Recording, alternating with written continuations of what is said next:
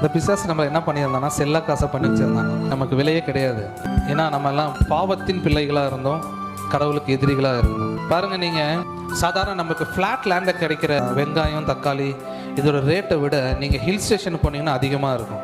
ஏன் இங்கே வந்து விலை போக எண்ணெய் விலை போக வச்சிங்கன்னு சொல்ல, மலை மேலே ஏறி நிற்க வைத்தாராம். அப்படின்னா என்ன சொல்ல வர்றாரு? கண்மலை ஆகிய கிறிஸ்து அவர் மேலே நம்ம எடுத்து வைக்கும்போது நம்ம செல்ல காசாக இருந்த நம்மளை அவர் என்ன ஆக்கினாரா? நம்மளை ஒரு பொற்காசுகளாய் மாற்றினாராம். அப்போ என்ன சொல்ல வர்றாரு? செல்ல காசா இருந்த உங்களை நான் என்னையே கொடுத்து நான் என்ன பண்ணியிருக்கேன்? மீட்டு கொடுத்துருக்கேன். உங்களை இப்போ ஒருத்தர் வாங்கணும்னா இயேசுவை வாங்கினா தான் உங்களை வாங்க முடியும். ஏன்னா அதுதான் ஈக்குவல். நம்முடைய விலை என்னன்னா இயேசு. வந்து செல்ல காசுன்னு சொல்ல முடியாது. நம்ம வந்து ரொம்ப நாள் இந்த லோ கேட்டகரியிலும் நம்ம இருக்க முடியாது. ஏன்னா நம்ம எங்கே இருக்கிறோம்? கண்மலையாக கிறிஸ்து மேலே நம்ம இருக்கும்போது நம்ம வந்து ஒரு நாளும் மறைந்திருக்கவே முடியாது. ஒரு நாள் நாம் மொத்த உலகத்துக்கும் தெரியும்